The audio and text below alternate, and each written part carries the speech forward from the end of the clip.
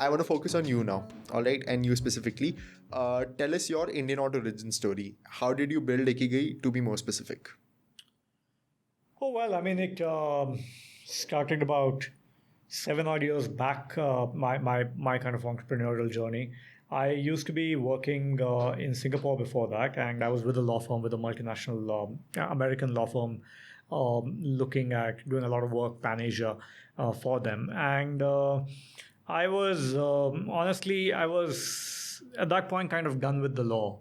I was, increasingly. I for a long time harbored this, kind of inclination to towards to starting something of my own, and it could have been a tech venture. It could have been I was more, in fact, more likely to have been that. So I was looking at a number of ideas at that point in time. In fact, I did work on something in Singapore for a little bit, which never took off. But the challenge was that that idea that we had, me and my kind of friend who was working with me on it, was illegal to start with. And so the first battle that we had to fight was to make it, was to work with the regulator to kind of get a sanction to do something like this, a small tweak in the law. And obviously that didn't happen, and which is when I started looking at other avenues. One being, just coming back to India, going to Goa for 6 months. Like I think many people, I mean, I think, kind of romanticize about, some of these ideas. And I thought that those 6 months will give me clarity as to what I have to do. Somehow those 6 months, I mean, I never, I mean, this idea of starting a law firm kind of came to me a little earlier. I never went to Goa really. But the idea had something to do with my experience of trying to launch this startup in Singapore as well, Right. which was that I figured, and I think one is that you don't go to the regulator asking for permission before you even started your business.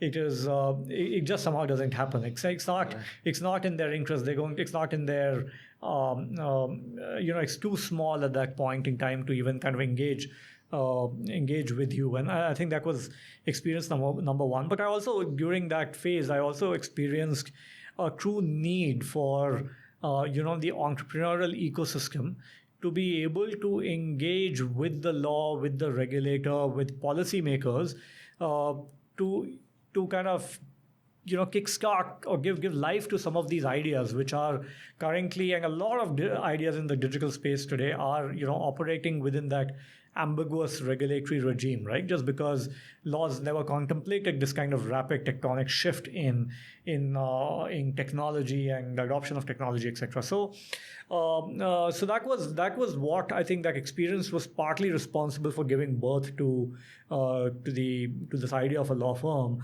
that was different in the way it engaged with entrepreneurs, that tried to solve a real problem, which was not just which was problems that were really existential to these businesses, right? And I think that reflects in many things that we do. So whether it was this whole kind of long entrenched battle for cryptocurrency businesses in the country, it was an existential threat, right? And Right. Or what we have done on the policy side for drones, where we've had some tangible contribution to make to the way the policy narrative has evolved in the drones industry, or what we do with, say, for the content business, for the gaming business, telemedicine, even e-commerce and whatnot. I think so. We've largely been active on that front, really, right? I mean, kind of trying to help businesses navigate difficult regulatory circumstances, essentially. That's amazing.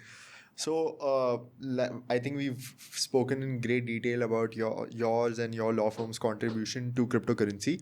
How about we shed some light on some other topics of the sorts? Because, like you just mentioned, Ikigai is working on a lot of interesting things. So, why don't you share some of the recent announcements that have come out of your law firm's work and whatnot? For example, in the aviation and drone industry.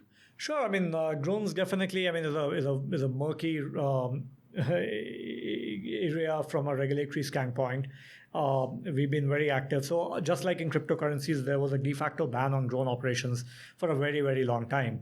And now, while the ban has been somewhat, I mean, there's a policy in place already. It's still quite problematic to conduct operations in drones. So again, we were essentially working with the industry, with think tanks, with the industry association, with the regulator in trying to solve for some of these issues. Likewise, we've been now something very, very kind of recent because of the COVID lockdown situation.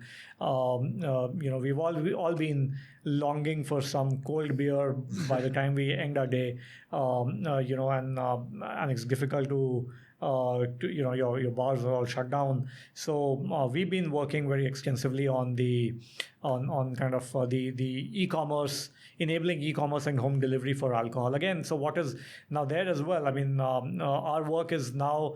It's interesting that it's not a new age industry. It's a conventional industry that we're working with, but in the digital transformation of that industry, right? So again, I think everyone's going to be really thankful for the digital transformation in this industry. Surely. I'm personally would be I would say I'm really personally grateful. incentivized as well. Yeah. And, Thank you so much, everyone, for joining us for this episode. The Indian Out Podcast is available on YouTube, Apple Music, Spotify, and Google Podcasts. Be sure to follow us on Instagram and Facebook to receive all updates on the upcoming episodes. We'll see you in the next one.